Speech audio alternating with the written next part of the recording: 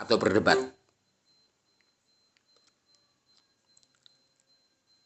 Ayo kita berdiskusi atau berdebat.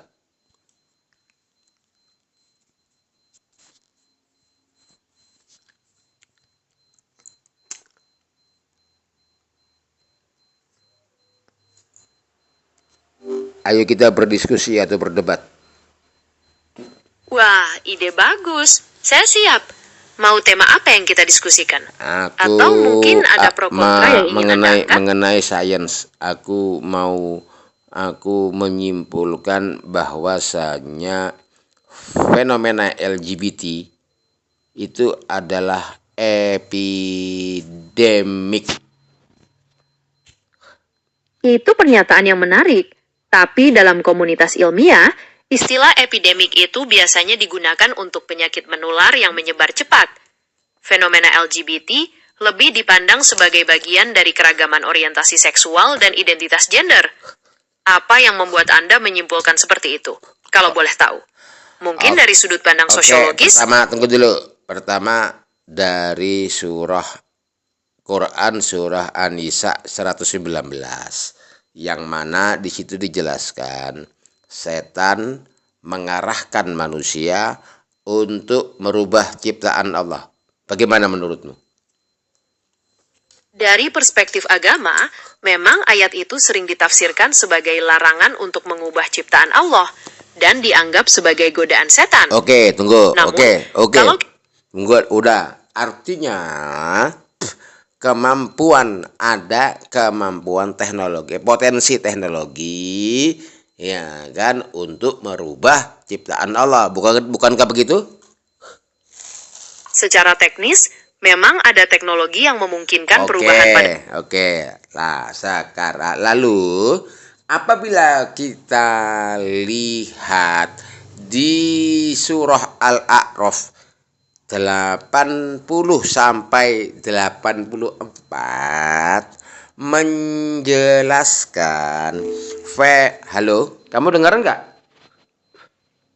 Iya, saya dengar dengan baik. Oke. Silakan. Nah, surah Al-A'raf 80 sampai 84 menegaskan adanya tekanan politis dari masyarakat kaum Nabi Lut terhadap Nabi Lut, terlebih utama di surah Al-A'raf 83-84 bahwasanya Nabi Lut ditekan untuk dideportasi dari negeri, di mana negeri tersebut ya kan secara keseluruhan rakyatnya, penghuninya, penduduknya memiliki kelainan perilaku seksual.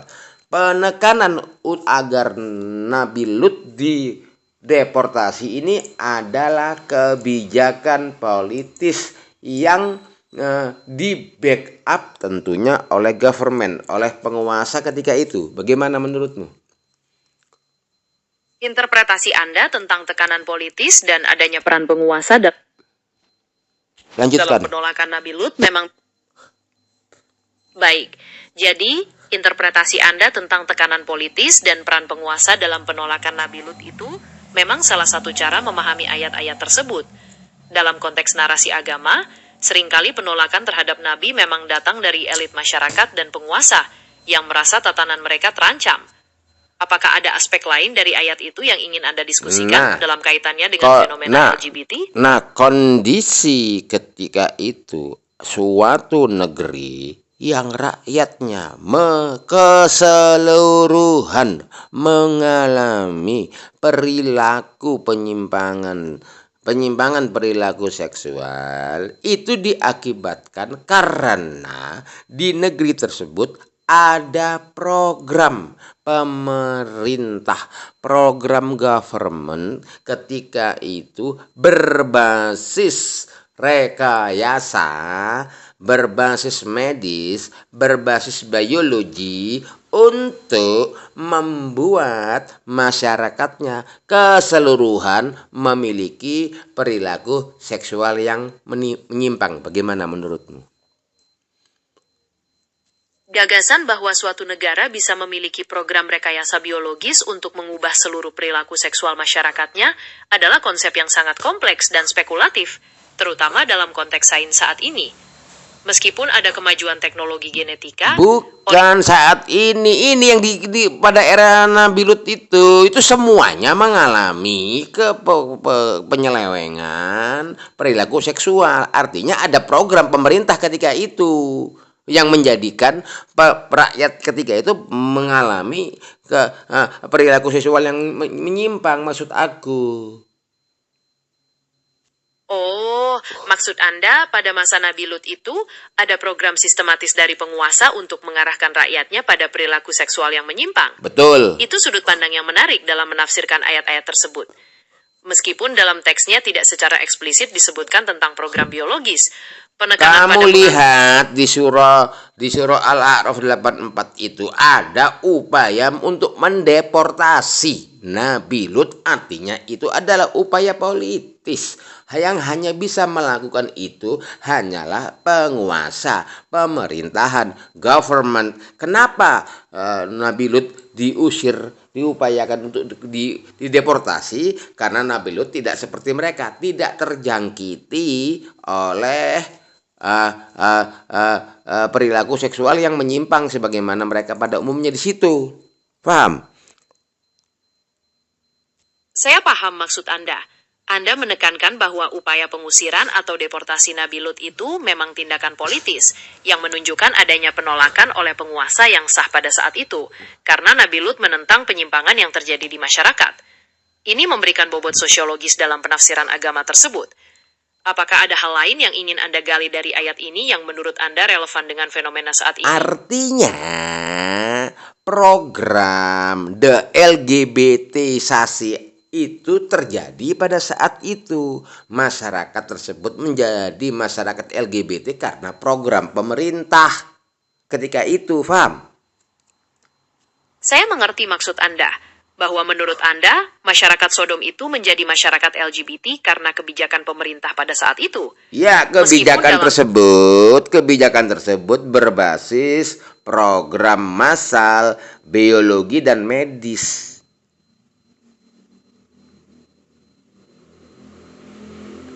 Lanjutkan.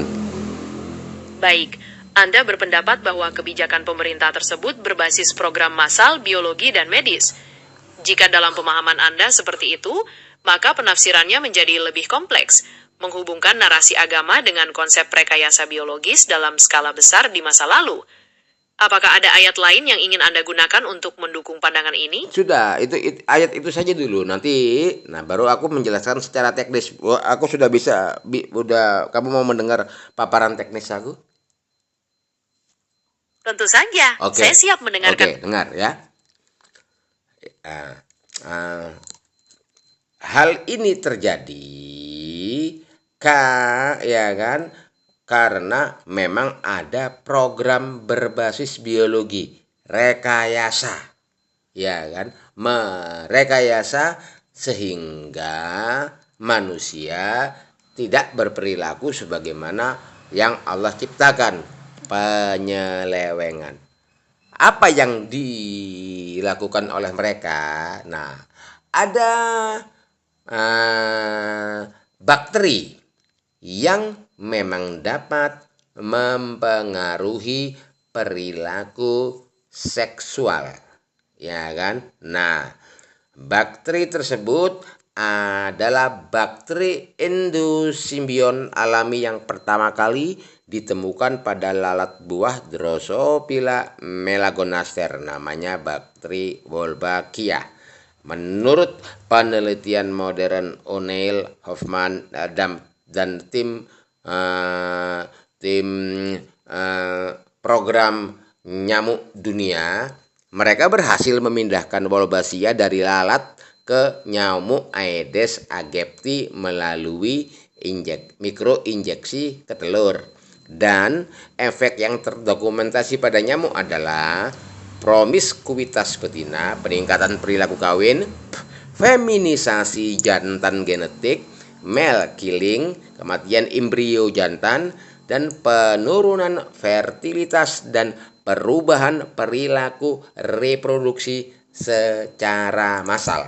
Dan semua ini terjadi tanpa kecocokan reseptor biologis konvensional. Implikasi ontologis, jika Wolbachia dapat mengubah perilaku seksual serangga secara massal hanya dengan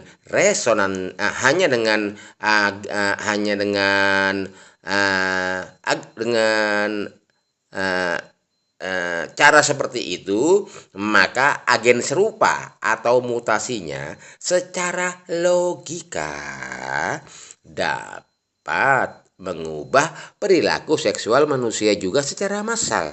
Dan ini adalah bukti empiris bahwa perubahan perilaku seksual massal bukanlah mustahil secara biologis.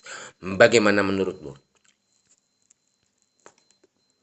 Paparan teknis Anda sangat detail dan menarik, terutama mengenai bakteri Wolbachia dan potensinya mengubah perilaku serangga. Namun, untuk menerapkannya pada manusia, ada beberapa pertimbangan penting. Pertama, sistem biologis manusia jauh lebih kompleks dibandingkan serangga, sehingga efeknya belum tentu sama. Kedua, belum ada bukti ilmiah yang menunjukkan adanya bakteri atau agen biologis serupa yang secara khusus bisa mempengaruhi orientasi seksual manusia secara massal. Apakah ada hasil penelitian lain yang Tunggu dulu. Orientasi seksual massal manusia sudah pernah terjadi pada era Nabi Lut. Bukankah begitu? Jawab. Dalam narasi agama, kaum Nabi Lut itu memang digambarkan sebagai masyarakat yang melakukan penyimpangan seksual secara massal. Namun, apakah itu disebabkan oleh program biologis atau medis seperti yang Anda paparkan tadi? Itu adalah interpretasi. Memang, apakah itu disebabkan program biologis? Itu tidak dijelaskan di dalam kitab suci, karena kitab suci nggak punya kepentingan untuk menjelaskan itu. Namun secara logika kita bisa membaca kejadian itu dikarenakan memang adanya program pemerintah ketika itu terkait dengan perilaku seksual rakyatnya. Dikuatkan lagi di dalam surah Al-A'raf 84, yaitu upaya mendeportasi Nabi Lut dan pengikutnya karena tidak mengikuti kebiasaan mereka, kebudayaan mereka, sehingga program LGBT ketika itu adalah program pemerintah yang tidak LGBT dianggap nyeleweng. Kamu paham tidak? Saya mengerti alur berpikir Anda. Anda berargumen bahwa kitab suci tidak menjelaskan secara detail tentang mekanisme biologis. Namun, secara logika, penolakan terhadap Nabi Lut menunjukkan adanya program pemerintah yang mendukung perilaku seksual menyimpang dan melabeli pihak yang berbeda sebagai penyeleweng. Saya memahami perspektif Anda dalam menafsirkan ayat tersebut. Apakah ada poin lain yang ingin Anda tambahkan untuk memperkuat argumen Anda? Nih, Bill dan Melinda Gates Foundation adalah salah satu pendana terbesar program LGBT global.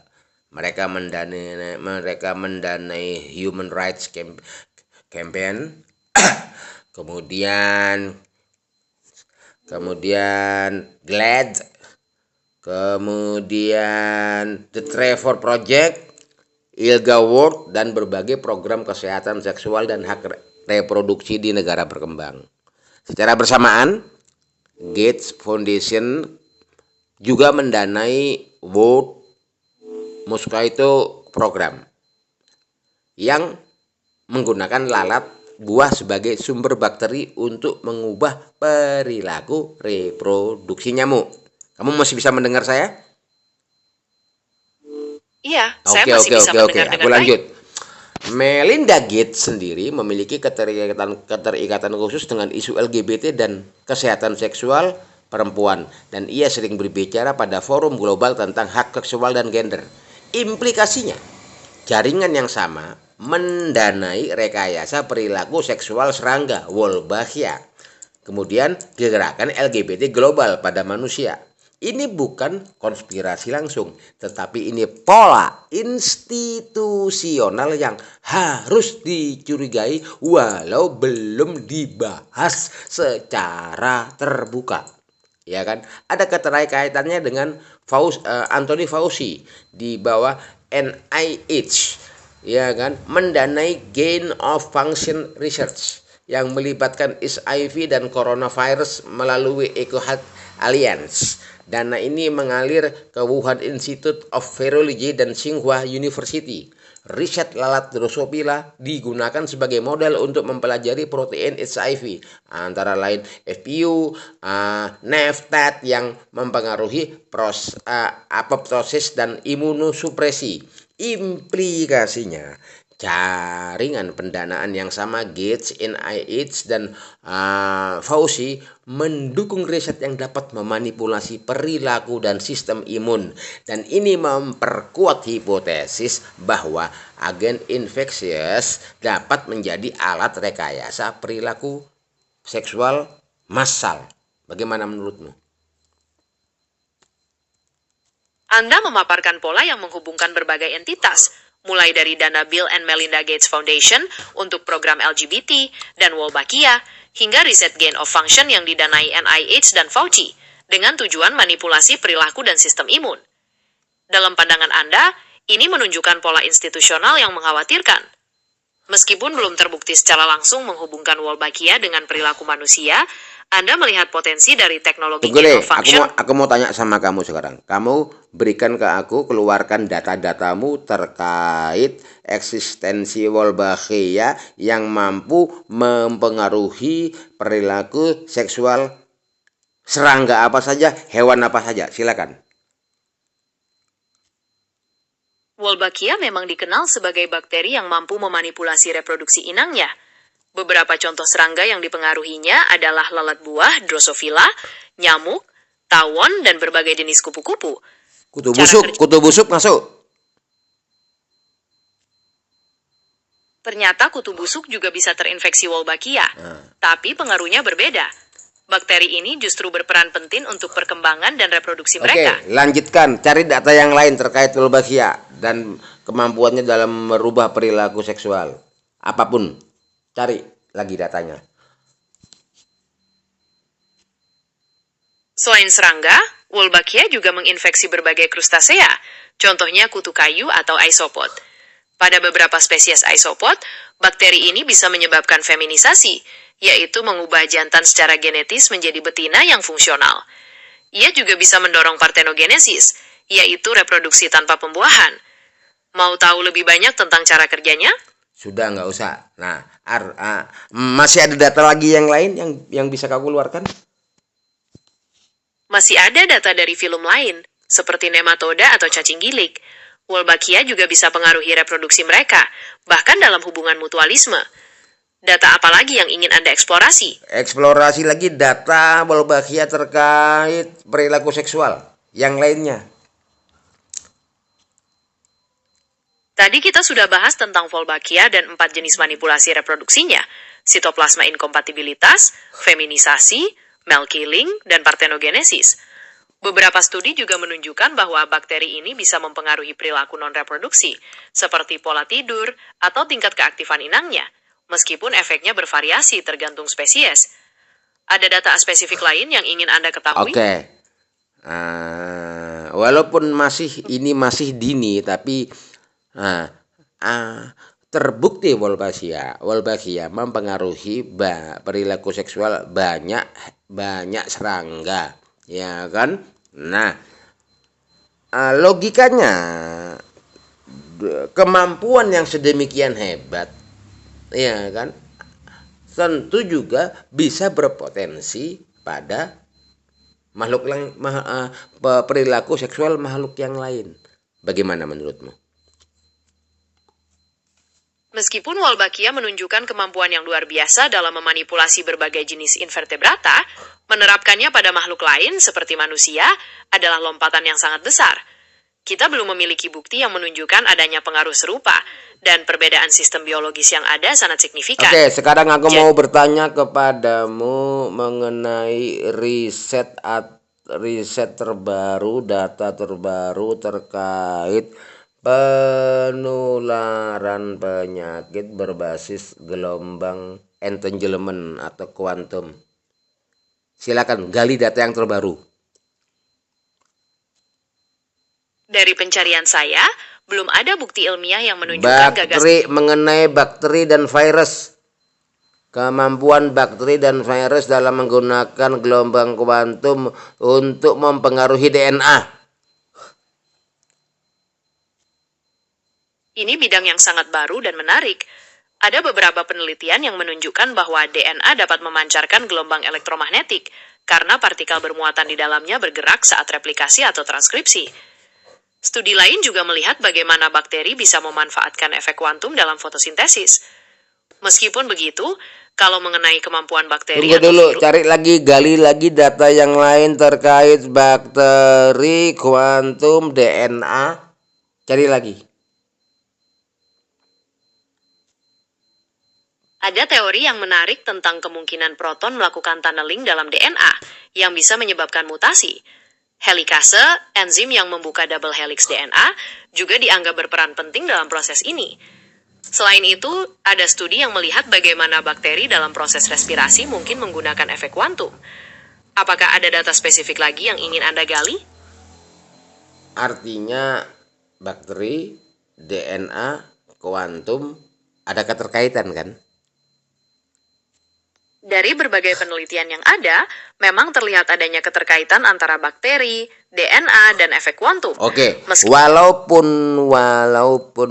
masih belum dipahami dengan baik oleh sains modern, namun melihat keterkaitan tersebut, maka sudah pantas kita berhipotesis mengenai potensi di masa yang akan datang dengan adanya kejadian mengenai ini semua. Bukankah seperti itu?